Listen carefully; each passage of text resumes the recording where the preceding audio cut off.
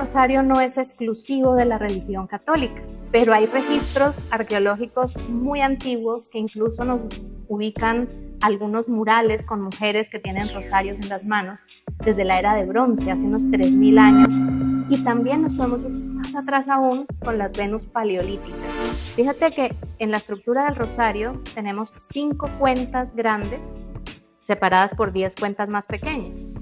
Ahora, si tú pones esas cuentas grandes como si fueran ángulos, te das cuenta de que el rosario forma fácilmente un pentágono.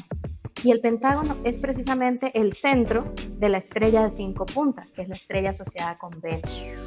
Esto no es esoterismo, esto no es magia o misticismo, esto es geometría y astronomía. Hola, yo soy María Carolina, te doy la bienvenida a mi canal de YouTube donde te enseño astrología vivencial desde el punto de vista de la ciclosofía, que es la sabiduría de los ciclos. Hoy quiero contarte la increíble conexión que hay entre Venus y el Santo Rosario.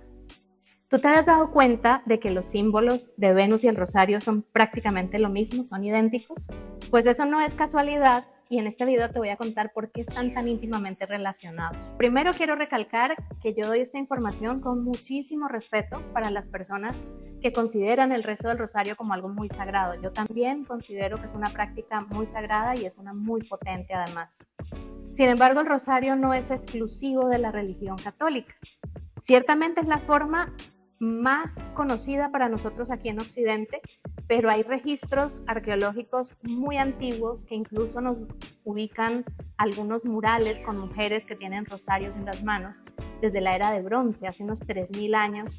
En la era minoica, por allá en Grecia, encontramos ese tipo de murales y también nos podemos ir más atrás aún con las Venus paleolíticas. Son estas figuritas en formas femeninas encontradas en toda Europa, en Eurasia, Siberia. Incluso tenemos versiones aquí en América Latina con las Venus de Valdivia de hace 5000 años. Pues estas son figuritas talladas normalmente en huesos, en marfil, que representaban un culto a lo femenino muy antiguo. Y si bien no son cuentas del rosario, tienen parecidos y te voy a decir por qué. Primero, eran figuras súper pequeñitas, cabían en la palma de la mano, entre unos 2,5 y 5 centímetros. El rosario también es un objeto que puede caber fácilmente en la palma de la mano. Segundo, no fueron encontradas en asentamientos de lugares ceremoniales o digamos que ritos funerarios o temas muy sagrados. Fueron encontradas en todas partes, en los ambientes cotidianos de esas personas de esos tiempos, hace unos 40,000, 10,000 años de antigüedad. El rosario también no es algo que encontramos únicamente en los altares de las iglesias, es algo que está en tu mesita de noche, debajo de la almohada, que se enrollaban las abuelas en la mano mientras hacían los oficios. Es un objeto cotidiano. Como dije antes, esas figuritas estaban asociadas al culto a la madre tierra y a la energía femenina en general. Y el rosario es una práctica que está relacionada con la devoción a la Virgen María, también al femenino sagrado, en este caso, de nuestra cultura occidental. La función de esas figuritas antiguamente se cree que eran portadas en la mano para pedir protección a manera de amuleto.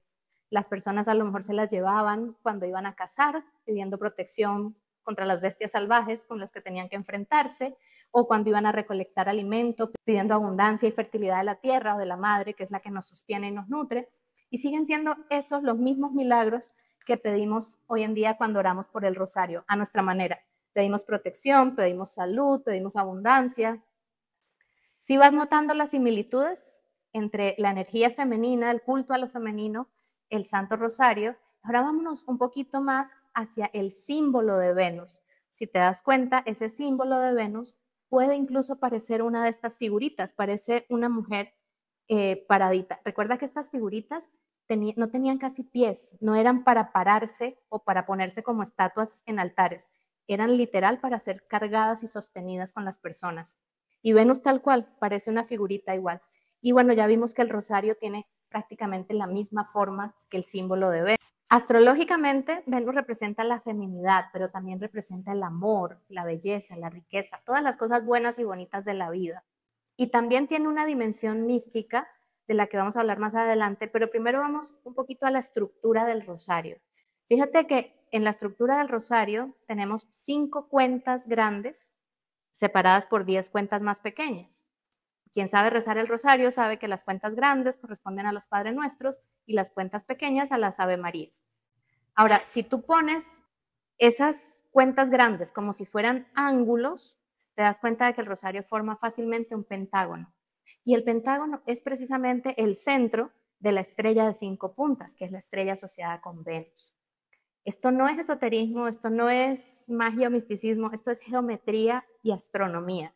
Si tú buscas la flor de Venus, por ejemplo, en Google o en cualquier lado, vas a encontrar que el planeta Venus, en sus conjunciones sucesivas con el Sol, dibuja literalmente en el sistema solar una flor de 5 pétalos o una estrella de 5 puntas. Por eso esa estrella es la que se asocia con Venus. Y en el rosario está representada a través del pentagrama. Ahora vamos a entrar en la dimensión más mística, digamos que del ciclo de Venus y la astrología de Venus. Pero para eso vamos a irnos primero al rosario. El rosario tiene misterios. Son 3 grupos de misterios. Los misterios gozosos, los misterios dolorosos, los misterios gloriosos. Y para mí, esos 3 grupos están relacionados con las fases del ciclo de Venus. En su ciclo, Venus también tiene 3 fases que son muy notorias: la fase de descenso, la fase de invisibilidad o inframundo y la fase de ascenso. Los misterios gozosos, fíjate que son como un llamado. El llamado a aceptar una misión. Es cuando se le aparece el ángel Gabriel a la Virgen y le dice que ella está llena de gracia, y al final ella lo acepta. Ella dice, hágase en mí según su palabra. Ella acepta ese llamado a esa misión de ser madre del Cristo, ¿verdad? Y todos los misterios relacionados con esta parte, que son los gozosos, tienen que ver como con esa parte nueva de la misión crística, el nacimiento, la presentación en el templo. Hay esa energía de las aventuras que apenas comienzan. Y eso mismo es lo que pasa en la fase de descenso de Venus. Si lo relacionamos con el mito de la diosa Inanna, que en otro video te voy a hablar más a fondo de ese mito, ves que en esa parte del cuento, del mito, Inanna también recibe unos dones, recibe un montón de regalos que ella no se esperaba y es como que los acepta, pero no sabe qué implica eso, todavía no sabe para dónde va con eso. Ahora, en los misterios dolorosos, que son el segundo grupo, ya nos hablan de la parte dura y difícil. Es también un llamado, fíjense que esos misterios empiezan con el Cristo meditando en el jardín acerca de lo que viene. Lo que viene es la crucifixión y está como, creo que en un momento le dice a Dios, ¿no? Como, si puedes pasar este trago amargo de mí, que así sea, y si no, lo acepto. Pero él también está pensando y aceptando ese llamado al inframundo, ese llamado como Venus a la etapa de inframundo, a la fase de inframundo. Es un llamado a un sacrificio que también es una fase iniciática. Es una fase donde se vive la crisis, la noche oscura del alma, en donde hay un proceso de iniciación y donde uno sale al otro lado con una nueva conciencia. Venus también vive esa fase de los misterios dolorosos cuando entra al inframundo o a la invisibilidad. Es la parte de cuando ella está pasando por detrás del sol, que está muy lejos de la tierra, y se va a ese gran misterio, a ese gran abajo, que también está relacionado con el inframundo como tal, a vivir su proceso iniciático. Y finalmente tenemos los misterios gloriosos, que tienen que ver con la resurrección, empiezan con la resurrección. Eso también es un llamado. La resurrección es un llamado a la vida, volver a vivir, ¿vale? Y después de la resurrección vienen la ascensión, la asunción, tanto del Cristo como de la Virgen. Nos hablan siempre de ascenso y de coronación, esos misterios. Igual que la fase de Venus, después del inframundo es la fase de ascenso como estrella de la tarde. Al final termina en su máximo brillo, es como la coronación. ¿Te estás dando cuenta que esas similitudes no son solamente simbólicas, también son similitudes muy literales? Porque puedes salir literalmente, si agarras la costumbre de salir a mirar el cielo en la mañana, en la tarde, tú puedes presenciar estos misterios a través de Venus en el cielo de la mañana y en el cielo de la tarde. Es algo que está ahí. Por eso yo me pregunto, ¿será que el ciclo de Venus está en el origen de todas estas mitologías? Y no solamente en lo que nos cuenta la Biblia desde el catolicismo y los misterios del rosario, también en las mitologías aztecas, por ejemplo, con Quetzalcóatl.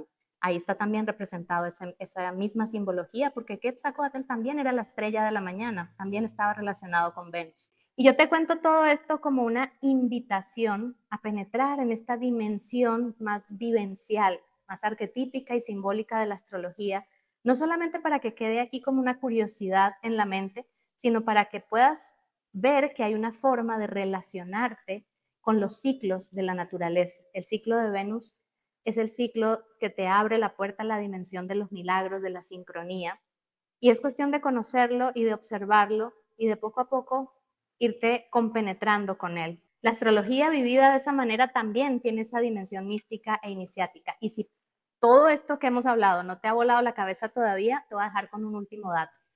Fíjate en este diagrama. Este diagrama representa literal el ciclo de Venus. Es el momento en que Venus asciende como estrella de la mañana, todos los 7 meses que le toma descender como poco a poco en el cielo de la mañana, luego la parte donde se oculta y está en el inframundo, y luego el ascenso en el cielo de la tarde, para luego otra vez ponerse retrógrada y aparecer de nuevo en el otro lado y empezar el ciclo nuevamente. Esa es la forma más gráfica que podemos representar ese ciclo de Venus. Pero ahora mira esta otra gráfica. No sé si la reconoces, pero esta es la medalla milagrosa. Es un símbolo que fue dado por una aparición mariana a una monja en Europa, con toda una serie de instrucciones. Es maravillosa esa historia, de hecho la cuentan en este libro que se llama The Way of the Rose, y te lo súper recomiendo.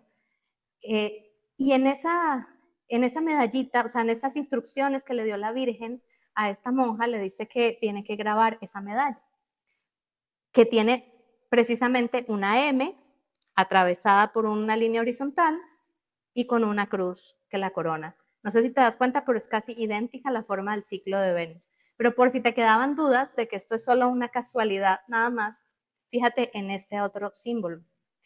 Ese símbolo es la forma de escritura cuneiforme, o sea, de hace 6.000 años de antigüedad en la cultura sumeria, como se escribía el nombre de Inanna, que era Venus para los sumerios. Y si te fijas, es exactamente el mismo símbolo de la medalla milagrosa y del ciclo de Venus. Si te gustan estos temas, suscríbete, dale like y cuéntame si esto ya lo sabías o si te sorprendió o qué fue lo que más te intrigó de todo esto. Nos vemos en el próximo video.